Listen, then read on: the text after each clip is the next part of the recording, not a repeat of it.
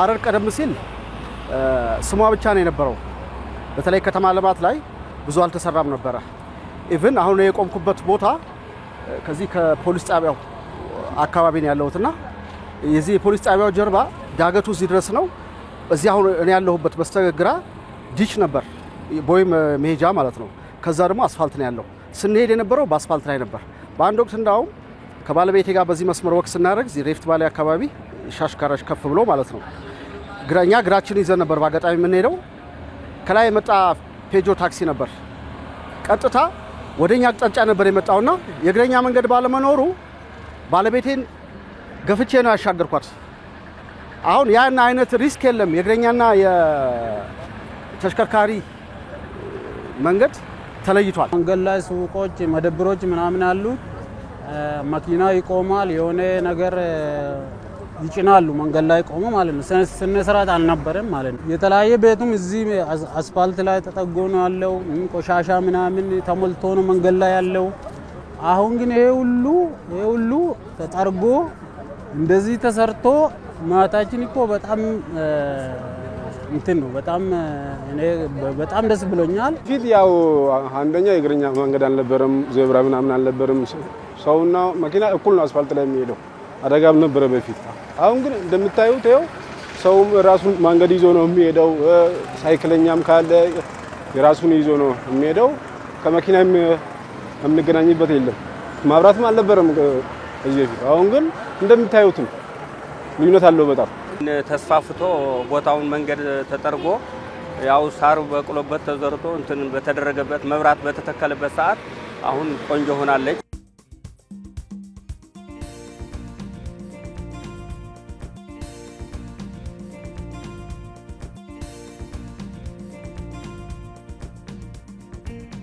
ከታሪካዊ ሐረር ጀጎል አካባቢዎች በመጀመር ወደ ከተማው በሁለተኛው ዙር ወደ ከተማው አካባቢዎች ሲሰራ የነበረ የኮሪደር ልማት ነው በሁለተኛው ዙር የኮሪደር ልማት እንደ ክልላችን ከ22 ኪሎ ሜትር በላይ መንገዶችን በኮሪደር ልማት ጽንሰ ሐሳብ ከተማንም ገጠርንም ጨምሮ በመንግስት በህዝብና በወረዳዎች አቅም ለመስራት ታቅዶ ወደ ስራ የተገባበት ሁኔታ እንደነበረ ይታወቃል ይህ እንግዲህ አሁን ያለንበት ቦታ በሁለተኛው ዙር ከተጀመሩትና በቅርቡ ከተጠናቀቁት ወደ አገልግሎት ከገቡት የኮሪደር ልማት መንገዶች መካከል አንዱ ቦታ ላይ ነው ያለነው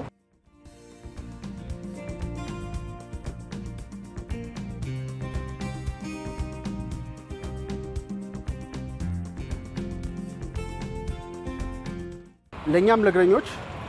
ለአሽከርካሪዎችም ከውበቱ ባለፈ ማለት ነው ሴኩሪድ ሆነን ነው ምንትምለ ኢቭን እኔ አሁን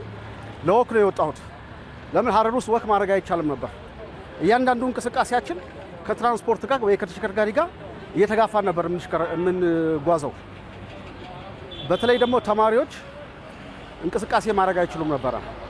ያለ ትራንስፖርት ማለት ነው አሁን ከላይ ከኤስኦኤስ ወይ ከሜሽን ጀምሮ በዚህ በኮሪደር ልማቱ እስከ ታች እስከ ሸዋብር ድረስ ያለ አንዳች ከልካይ ህፃናትም በዚህ መስመር መጓዝ ይችላሉ ሳይክለኞች እንደፊቱ አይቸገሩም አደጋም አይበዛም አሁን አደጋም የለም ለኛ ደግሞ መንገድ ላይ የሚበሩ ማብራቶችን ለየት ባሉ መልክ የሚያምሩ ናቸው በጣም እኔ ሌላ ሀገር ላይ እጃለሁ በጣም አይቻለሁ እና ሹፌር ነኝ በስራዬም እና ሐረር ላይ ተሰራው ስራ በጣም ገራሚ ነው አስደናቂ ነው በጣም አሁን እንደዚህ ሆኖ ቱወይ መንገድ ሆኖ መጨናነቅ የለም መኪናም እንደፈለገ ይሄዳል ሰውም የራሱ መንገድ ይዞ ይሄዳል ስለዚህ አሁን በጣም ጥሩ ነው በጣም ደስ ብሎኛል ካለፈው እንትን አሁን በጣም ጥሩ ነው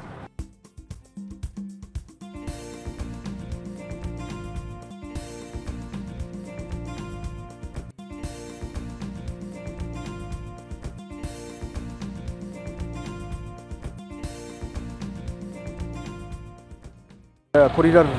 ልማት ትልቅ ያስገኘው ጥቅም ለንቅስቃሴ ነፃ መሆኑ ከውበቱ ጭምር ጥሩ ለውጥ አለ ብዬ ነው ማስበው ትልቅ ለውጥ ነው ጽዳትም አሁን እንደሚታየው ምንም ነገር እዚህ አካባቢው ፌስታል ምናምን ነበር የሚታየው ወይ የሙዝልጣጭ እና ነበር ከጽዳቱም አንፃር በጣም ጽዱ ነው እንደምታየው ሰው እንደዚህ አይታይም ነበር እግረኛ እንደዚህ አይታይም ከ3 ከ4 ሰው ያለፈ በእግሩ መሄድ አይታይም ነበር። አሁን ግን ሰው ያ ስሜት ነው። ለምን እኔ የተረዳሁት ነገር ነው ለካስ አካባቢ ሲቀየር የሰውም የኑሮ ስታይል ይቀየራል። ወክ ማድረግ የሚፈልግ ሰው ቢኖር ፊት ወክ አያደርግም። ድባቡ ግን ወክ እንዲያደርግ ይረዳዋል። ይሄ ራሱ አንድም ለጤንነት ጥሩ ነው።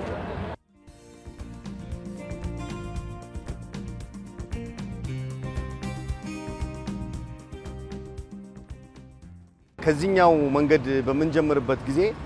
የእግረኛና የመኪና መንገድ ያልተለየበት ከዚህ በፊት ታይቶም ተሰምቶም እዚህ ከተማ ላይ የማይታወቅ የሳይክል መንገድ ያልነበረበት መንገድ ነበረ ማለት ነው።